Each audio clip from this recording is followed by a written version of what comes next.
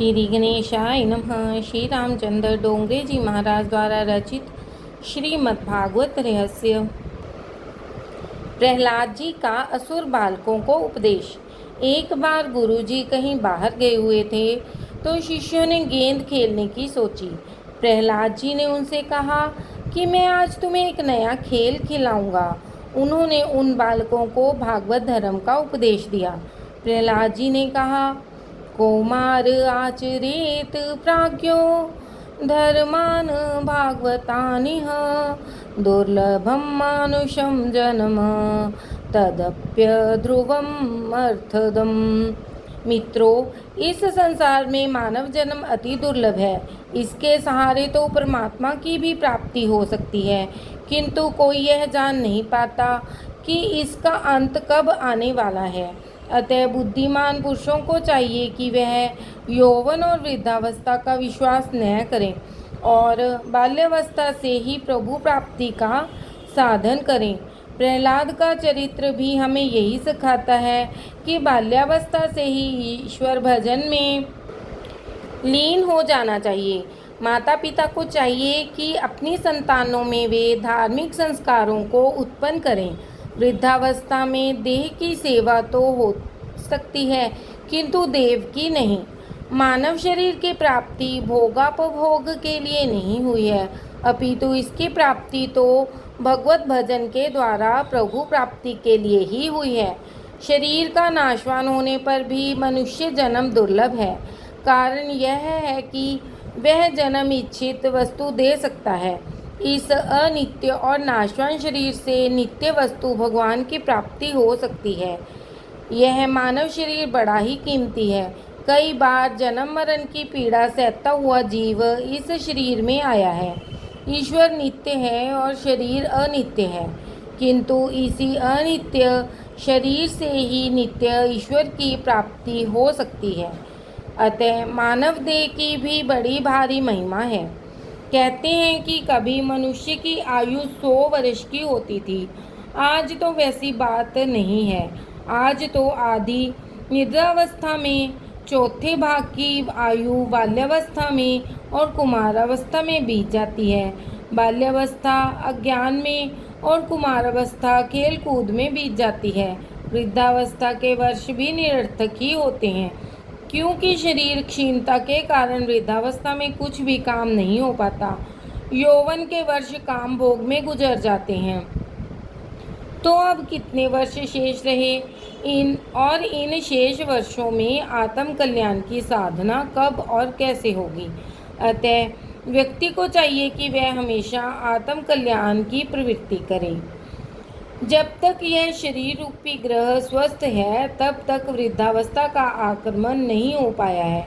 जब तक इंद्रियों की शक्ति भी क्षीण नहीं हुई है, आयुष्य का क्षय भी नहीं हुआ है। सयाने व्यक्ति को चाहिए कि तब तक वह अपने आत्म कल्याण का प्रयत्न कर ले, अन्यथा घर में आग लग जाने पर कुआं खोदने से क्या लाभ। हमारे मस्तिष्क को कई प्रकार के भय घेरे हुए रहते हैं। अतः यह शरीर जो भगवत प्राप्ति के लिए पर्याप्त है, रोगग्रस्त बनकर मृत्युवश हो जाता है। उससे पहले ही आत्म कल्याण करने का प्रयत्न बुद्धिमान को करना चाहिए। वैसे तो मनुष्य दुख नहीं मांगता, फिर भी वह अचानक आ धमकता है। कोई ऐसी मनोती तो मानता नहीं कि मुझे बुखार आई तो मैं सत्यनारायण की कथा कराऊं। फिर भी बुखार तो आता ही है। प्रयत्न करने बिना भी जिस प्रकार प्रारब्ध अनुसार दुख आता है, उसी प्रकार सुख भी आता है। सुख और दुख दोनों प्रारब्ध के अधीन हैं। प्रारब्ध के अनुसार ही वे प्राप्त होते हैं। इनके लिए प्रयत्न अनावश्यक है। पूर्व जन्मों के कर्मों का फल है प्रारब्ध। दरिद्र संपन्न हो जाता है और संपन्न दरिद्र। प्रारब्धानुसार जो मिलने जा रहा है, उसके लिए प्रयत्न अनावश्यक है। अतः सांसारिक सुख भोगों की प्राप्ति के लिए प्रयत्न न करके परमात्मा को प्रसन्न करने के लिए ही प्रयत्न करो। परमात्मा को पाने के लिए ही प्रयत्न करो। प्रारब्ध से ही जो प्राप्त होने जा रहा है, उसके लिए तो सब प्रयत्न करते हैं, किंतु जिसके लिए प्रयत्न करना चाहिए उसके लिए कोई प्रयत्न नहीं करता। परमात्मा के लिए कोई कुछ भी नहीं करता।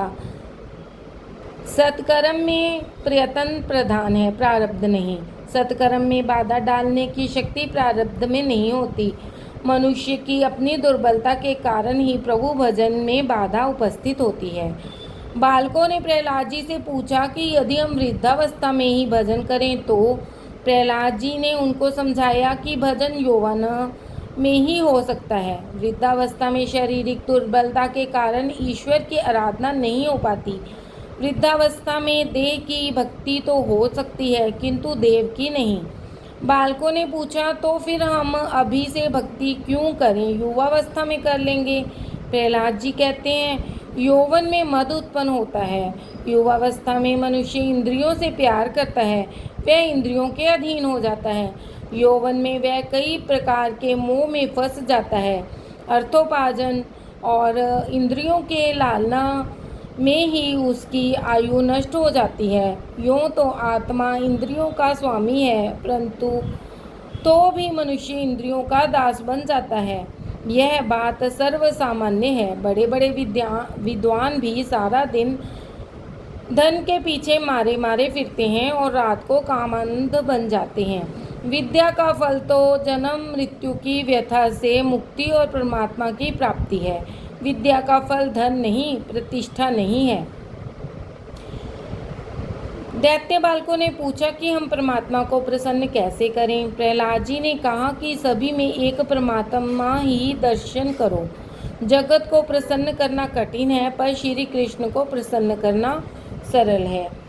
इसलिए तुम अपने दैत्यत्व, आसुरी संपत्ति, आसुरी भाव को त्याग करके सभी प्राणियों के प्रति दया करो, प्रेम से उनकी भलाई करो। इसी से भगवान प्रसन्न होंगे। भगवान जब कृपा करते हैं तो मनुष्य में पाशवी बुद्धि नष्ट हो जाती है। बालकों ने पूछा प्रहलाद, हमें भगवान दिखाई तो देते नहीं, तो फिर उनकी आराधना हम कैसे करें? प्रहलाद जी, भगवान का ध्यान करते हुए तुम तन्मय हो जाओ। जिसे जगत नहीं दिखता उसे भगवान दिखाई देते हैं। प्रहलाद ने दैत्य बालकों को समझाया कि मैंने तुम्हें कुछ उपदेश दिया है, वह मेरा अपना नहीं अपितु नारद जी का है। बालकों ने पूछा प्रहलाद, तेरी आयु तो कितनी छोटी सी है, फिर भी तू नारद जी से कैसे मिला? प्रहलाद जी ने कहा कि जब मेरे पिताजी मंदराचल पर्वत पर तप करने गए थे तब इंद्रादि देवों ने दानवों पर आक्रमण कर दिया। इंद्र मेरी माता को बंदिनी बनाकर ले जा रहे थे कि मार्ग में नारद जी मिल गए। उन्होंने इंद्र से कहा कि इस क्यातु को मुक्त कर दो, क्योंकि उसके गर्भ में प्रभु का परम भक्त समाया हुआ है। इंद्र ने माता को मुक्त कर दिया। मेरी माता नारद जी के आश्रम में गई। मैं जब गर्भवासी था तब माता ने संतों की बड़ी सेवा की। वह कथा कीर्तन में जाती थी, वहाँ उसे भी कभी कभी नींद आ जाती थी, किंतु मैं तो बड़ी तत्परता से सुनता रहता था। यह निद्रा देवी कथा कीर्तन में बाधा उपस्थित करती है। कुंभकर्ण की पत्नी निद्रा देवी ने विधवा होने पर रामचंद्र जी के पास आकर पूछा, अब मैं कहाँ जाऊँ? रामचंद्र जी ने कहा कि वह जहाँ चाहे वहाँ रह सकती है। तो निद्रा देवी ने कहा कि मैंने निश्चय कर लिया है कि जहाँ आपका कथा कीर्तन होता होगा वहीं मैं जाकर अपना आसन जमाऊंगी। पंच प्राण को कान में रखकर कथा सुनो। मैं तुम्हें और क्या कहूँ, मेरे प्रभु को प्रसन्न करने का साधन तो कीर्तन ही है। एक बार मीराबाई अन्य भक्तों के साथ कीर्तन कर रही थी। कई लोगों का ताल ठीक न था। जब शरीर का भी भान नहीं रह पाता तो ताल की बात ही क्या। किसी ने बड़े बड़े अक्षरों में लिखा, ताल से गाओ। अगले दिन मीराबाई ने यह पढ़ा तो उन्होंने उसे रद्द कर दिया, प्रेम से गाओ। कीर्तन में ताल की अपेक्षा प्रेम प्रधान है। कीर्तन करने से मन की अशुद्धि धुलती है और हृदय विशुद्ध होता है। प्रहलाद बालकों को समझा रहे हैं, नाम ही ब्रह्म है। ईश्वर का निर्गुण स्वरूप अति सूक्ष्म है। मन बुद्धि जब तक अति सूक्ष्म नहीं हो पाते तब तक ईश्वर का निर्गुण स्वरूप का अनुभव नहीं हो सकता। ईश्वर का सगुण स्वरूप अतिशय तेजोमय है। प्रभु के सगुण स्वरूप का साक्षात्कार करने की शक्ति मनुष्य में नहीं है। अर्जुन ने कहा था, भयेन च प्रव्यथितम मनो में, अर्थात आपका यह रूप देखकर मेरा मन भय से व्याकुल हो गया है। नाम ब्रह्म का दर्शन और अनुभव तो सभी कर सकते हैं। कीर्तन में तालियां बजाने से नाद ब्रह्म होता है। नाद ब्रह्म और नाम ब्रह्म एक होने पर ब्रह्म का प्राकट्य होता है। नाम ब्रह्म के साथ नाद ब्रह्म का संयोग होने पर प्रभु को प्रकट होना ही पड़ता है। तालियां बजा बजा कर कीर्तन करो, प्रभु सभी को देखते हैं। कीर्तन में जो ताली नहीं बजाता उसके लिए भगवान सोचते हैं कि मूर्ख ही हूँ जो मैंने इसे हाथ दिए, किंतु अगले जन्म में मैं अपनी भूल सुधार लूँगा और उसे दो पाँव दूंगा।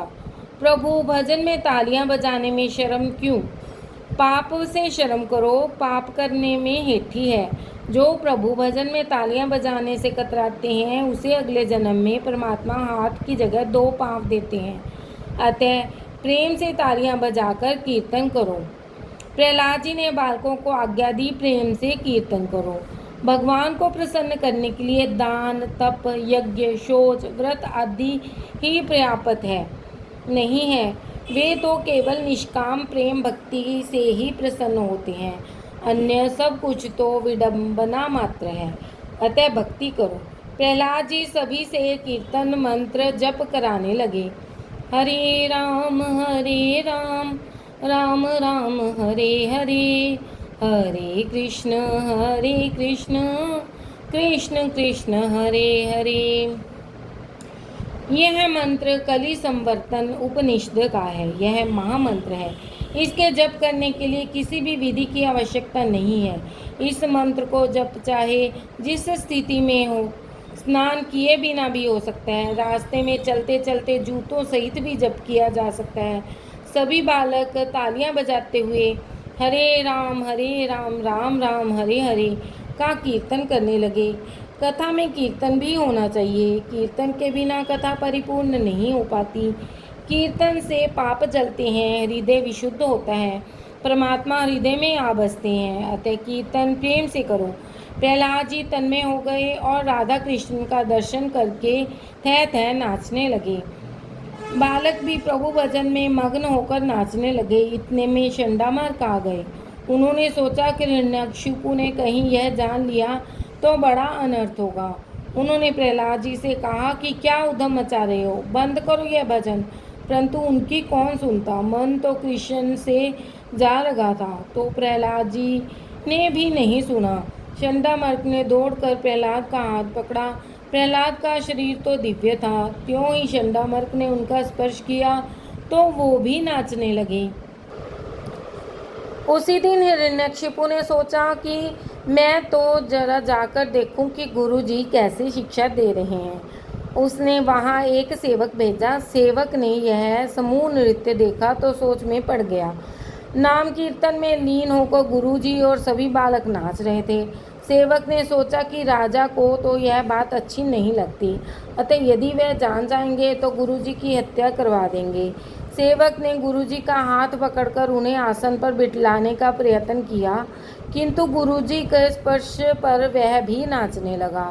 वह भूल गया कि वह ईश्वर इधर क्यों आया है।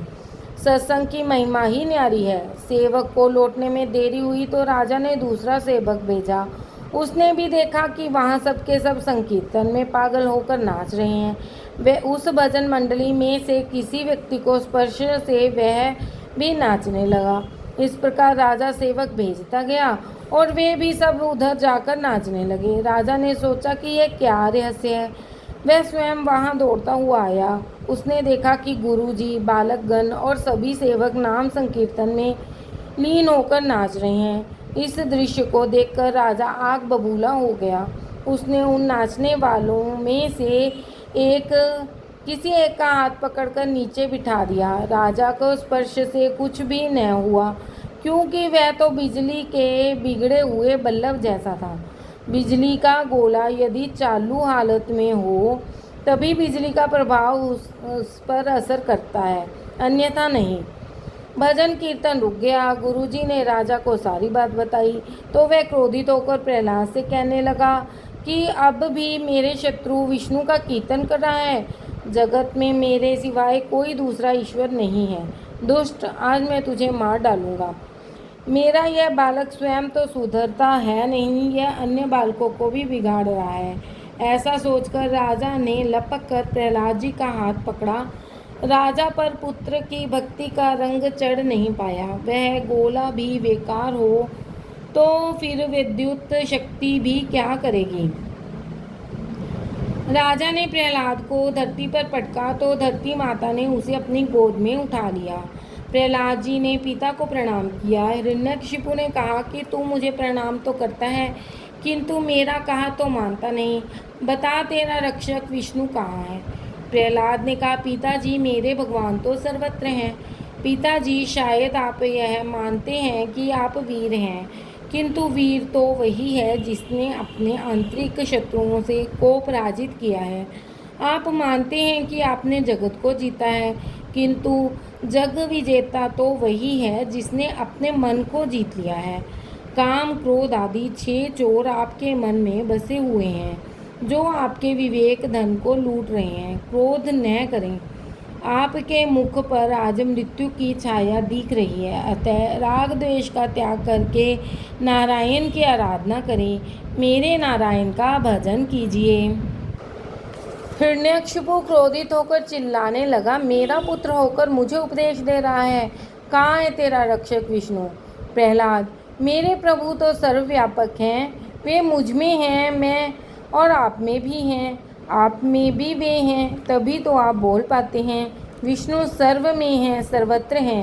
हिरण्यकशिपु बोला, तेरे भगवान यदि सर्वत्र हैं तो फिर इस स्तंभ में उनका दर्शन क्यों नहीं हो रहा। हरिओम तत्सत। बोलो सियावर रामचंद्र भगवान की जय। नरसिंह भगवान की जय।